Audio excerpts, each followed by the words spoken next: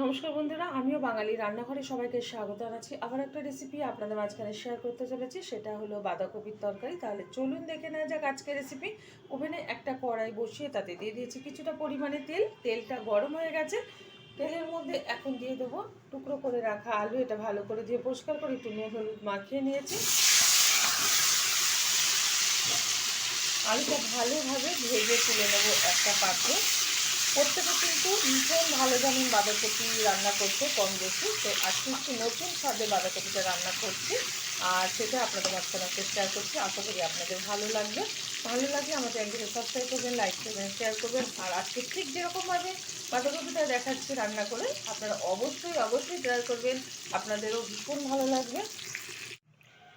আলুগুলো ভেজে তুলে নিয়েছি একটা পাত্রে। এখন এই তেলে দিয়ে দেব দুটো তেজপাতা, দিয়ে দিচ্ছি কিছুটা গোটা জিরে, কয়েকটা লবঙ্গ আর দারচিনি। এখানে আমি কিন্তু এলাচ ব্যবহার করিনি।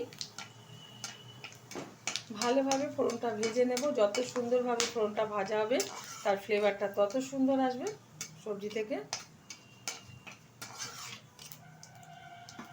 ভাজা হয়ে গেছে ফোড়নটা। এখন দিয়ে দিচ্ছি এর মধ্যে 1 চামচ হলুদ গুঁড়ো, দিয়ে দেব বেছে রাখা চিংড়ি মাছ,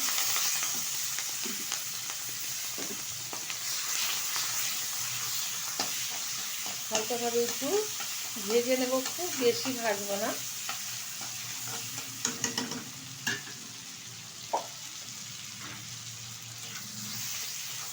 হালকাভাবে ভেজে নেওয়া হয়ে গেছে। এখন এর মধ্যে দিয়ে দেবো কিছুটা চিনেবাদাম, ভাজা চিনেবাদাম আমি ব্যবহার করলাম।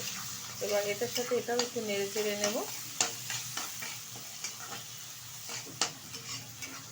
দিয়ে দিচ্ছি বেটে রাখা জিরে আদা আর লঙ্কা একসাথে, ভালোভাবে কষিয়ে নিচ্ছে।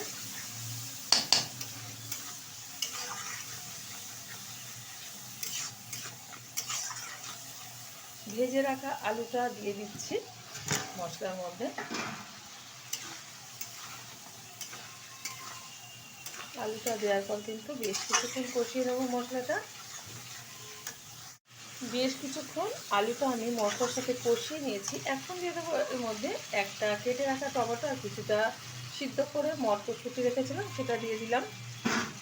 আমি মটরশুঁটিটা কিন্তু সিদ্ধ করে নিয়েছি হালকা একটু নুন দিয়ে। দিয়ে দিচ্ছি পরিমাণ মতো লবণ। যতটা মানে বাঁধাকপি সেই অনুযায়ী কিন্তু লবণটা ব্যবহার করতে হবে। অনেকে কম বেশি খেয়ে থাকে, তো টেস্ট আপনারা করে নেবেন। দিয়ে দিচ্ছি স্বাদ মতো চিনি। এতে অসাধারণ একটা টেস্ট আসবে বাঁধাকপি থেকে। যাদের অপছন্দ মিষ্টিটা, অনেকের ডায়াবেটিস আছে তারা খায় না, তারা দেবে না, শুধুই করে নেবে। অনেকের বাড়িতে মিষ্টি খায় না সবজিতে, তো আমরা দিয়ে থাকি কম বেশি। আর এটা কিন্তু ব্যালেন্সটা ভালো রাখে, সবজি যে কোনো জিনিসের ব্যালেন্সটা ভালো থাকে বা ভালো রাখে। আর একটু কিন্তু হলুদ লাগবে, 1/2 চামচ মতো। আবারও একটু হলুদ দিয়ে দিচ্ছি। প্রথম আমি 1 চামচ ব্যবহার করেছিলাম, তো কালারটা আসবে না বলে আবারও একটু 1/2 চামচ মতো ব্যবহার করলাম। টমেটোটা একটু কেটে কেটে দিচ্ছি।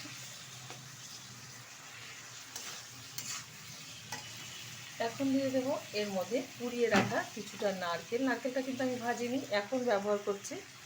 আমি পুড়িয়ে রেখেছিলাম, সেটাই দিয়ে দিচ্ছি। এবার আবারও বেশ কিছুক্ষণ নেড়ে চেড়ে নেব। আমি আগেই বলেছি যে আজকে আমি একটু নতুনভাবে এই বাঁধাকপি রান্নাটা আপনাদের মাঝখানে শেয়ার করব, আর সেটা কিন্তু শেয়ার করতে শুরু করে দিয়েছি। আপনারা অবশ্যই কিন্তু ট্রাই করবেন ঠিক যেরকমভাবে দেখাচ্ছে। মশলাটা কিন্তু ভালোভাবে কষিয়ে নিয়েছি আলুর সাথে। এখন দিয়ে দেবো এর মধ্যে কুচিয়ে রাখা বাঁধাকপি, অল্প অল্প করে দেবো আর নেড়ে নেব। এটা ভালো করে কুচানোর পর ধুয়ে পরিষ্কার করে নিয়েছি।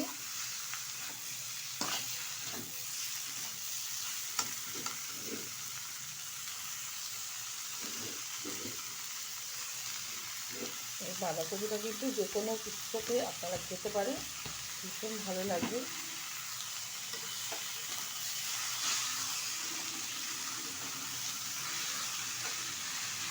ভালো করে নাড়িয়ে মিশিয়ে নেব।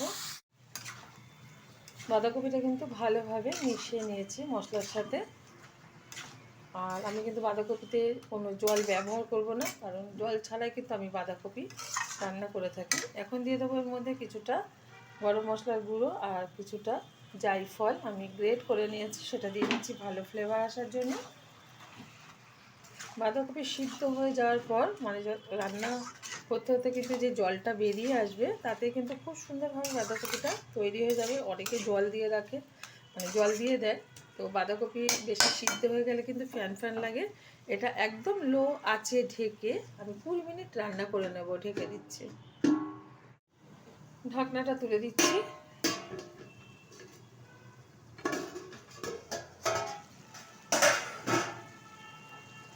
কত সুন্দরভাবে কিন্তু সবজিটা থেকে জল বেরিয়ে গেছে আর সবজিটা কিন্তু একদম সুন্দরভাবে তৈরি হয়ে গেছে। সিদ্ধটা খুব ভালো হয়েছে। আলুটা ঠিক কীরকম মানে সিদ্ধ হয়ে গেছে, যেহেতু আর একটু জল জল ভাব আছে, একটু টানিয়ে নেব হাই আছে 2 থেকে 3 মিনিট মতো, তাহলে কিন্তু আজকে সুস্বাদু বাঁধাকপির তরকারিটা হয়ে যাবে। তো টানিয়ে নিচ্ছি, যে জল জল ভাবটা আছে হাই আছে, আমি প্রায় 3 মিনিট মতো এটা রান্না করে নিয়েছি। আর এই জল জল ভাবটা কিন্তু শুকিয়ে গেছে। এখন নামিয়ে ঢেলে দেবো একটা পাত্রে। আপনারা অবশ্যই আবার ট্রাই করবেন। দেখা হবে পরের ভিডিওতে নতুন কোনো রেসিপি নিয়ে। ধন্যবাদ।